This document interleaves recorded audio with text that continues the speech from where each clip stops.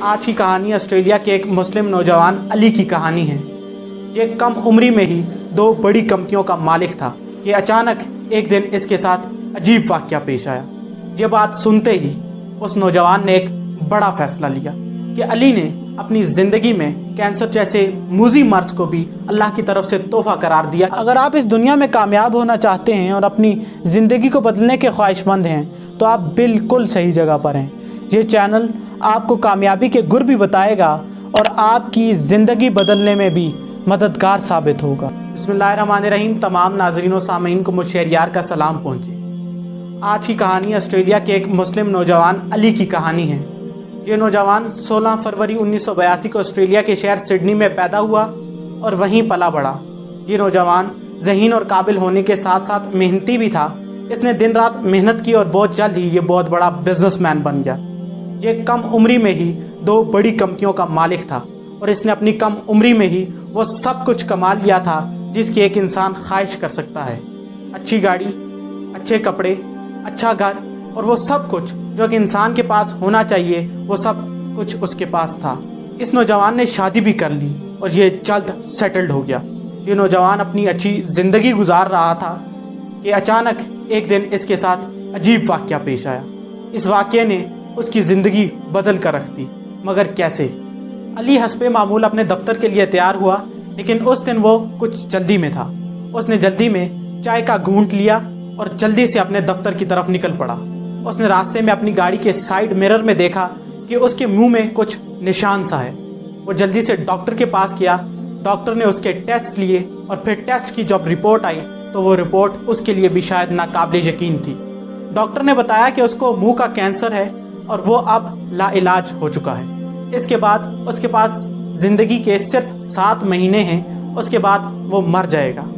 ये बात सुनते ही उस नौजवान ने एक बड़ा फैसला लिया। अली ने अपने मर्ज की तशखीस के बाद इस बात का फैसला किया कि वो अपनी शाना तर्ज ज़िंदगी छोड़ देगा और अपनी बाकी की सारी ज़िंदगी अल्लाह की मखलूक की खिदमत में गुजारेगा। इस काम को अमली जामा पहनाने के लिए उसने अफ्रीका का रुख किया। वहाँ जाकर उसने मुस्लिम्स अराउंड द वर्ल्ड के नाम से एक फलाई तंजीम बनाई। ये तंजीम लोगों को इस्लाम की दावत देती है। इसके साथ ये तंजीम स्कूल भी बनाती है और ये तंजीम यतीम खाने भी बनाती है। इस तंजीम के यतीम खानों में अब तक 1000 यतीम बच्चे मुकीम हैं। ये जिस शख्स की कहानी मैंने आपको सुनाई, इस शख्स का पूरा नाम अली बनत है और ये आज से 2 साल पहले 29 मई 2018 को इस दुनिया फ़ानी से रुखसत हो गया। अली की उतार चढ़ाव वाली ज़िंदगी आज से 2 साल पहले तो ख़त्म हो गई, लेकिन हमें बहुत से असबाक दे गई और यकीनन हम इन असबाक से सीख कर अपनी दुनिया और आखिरत को बेहतर कर सकते हैं। वो कौन से असबाक हैं जो अली की ज़िंदगी हमें देकर जाती है, उसी पर आज हम बात करने वाले हैं। पहला सबक, दुनिया में सबसे कीमती चीज़ हिदायत है। अली की ज़िंदगी हमें ये पैगाम देती है कि दुनिया में सबसे कीमती चीज़ अल्लाह की तरफ से हिदायत है।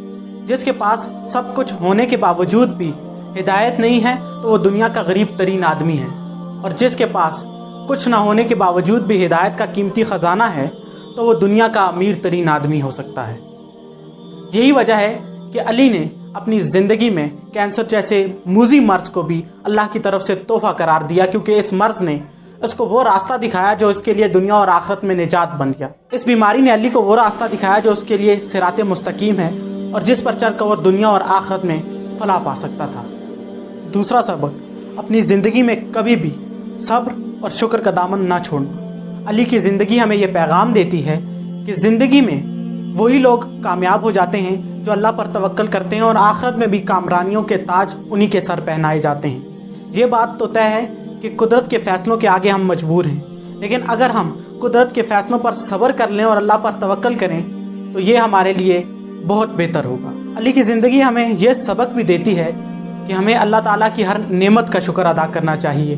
हम एक सांस का भी हक अदा नहीं कर सकते, लेकिन अल्लाह ताला ने अपनी शान के मुताबिक हमें बेपनाह नेमतों से नवाजा है, लेकिन हम हैं कि फिर भी अपने गिले शिकवे और शिकायतें अल्लाह से करना नहीं छोड़ते और फिर अल्लाह हमसे नाराज़ हो जाता है। खुदारा अपनी ज़िंदगी में सब्र, शुक्र और तवक्कल का दामन ज़रूर थामे रखें। तीसरा सबक, ज़िंदगी में अच्छा मकसद ज़रूर होना चाहिए। ये ज़िंदगी तो बहुत तेज़ी से गुजर रही है। ہمیں اس بات کا بھی علم نہیں ہے کہ کب ہماری سانسیں تھم جائیں اور ہماری زندگی ختم ہو جائے۔ اس لیے ہمیں چاہیے کہ ہم اپنی زندگی میں ایک ایسا مقصد ضرور رکھیں جس کے بعد ہم اس مقصد کی وجہ سے پہچانے جائیں، وہ مقصد جو مرنے کے بعد ہمارے لیے صدقہ جاریہ بھی ہو اور ہم اس کے ساتھ پہچانے جائیں۔ ایسے مقصد کو ضرور زندگی میں اختیار کرنا چاہیے، اور یہ وہی مقصد ہو سکتا ہے جس سے اللہ کی مخلوق کی فلاح ہو۔ علی نے اپنے شاہانہ طرز زندگی کو چھوڑ کر اللہ کی مخلوق کے لیے جب اپنی زندگی کو وقف کیا تو مرنے کے بعد علی کو اچھے الفاظ میں یاد آج بھی کیا جاتا ہے۔ اس لیے اگر آپ چاہتے ہیں کہ آپ بھی اچھے الفاظ میں یاد کیے جائیں اور آپ کا کام آپ کے مرنے کے بعد آپ کا تعارف ہو، تو اپنی زندگی میں ضرور ایسا کام کر کے جائیں جس سے اللہ کی مخلوق کی خیر ہو۔ چوتھا سبق، موت کے لیے ہر وقت تیار رہنا چاہیے۔ علی کی زندگی اس بات کا منہ بولتا ثبوت ہے کہ کوئی مال و متاع، کسی قسم کی طاقت بھی ہمیں موت سے نہیں بچا سکتی۔ جب موت آئی تو ہمیں ضرور مرنا ہے، اس لیے ہمیں چاہیے کہ ہم ہر وقت موت کے لیے تیار رہیں۔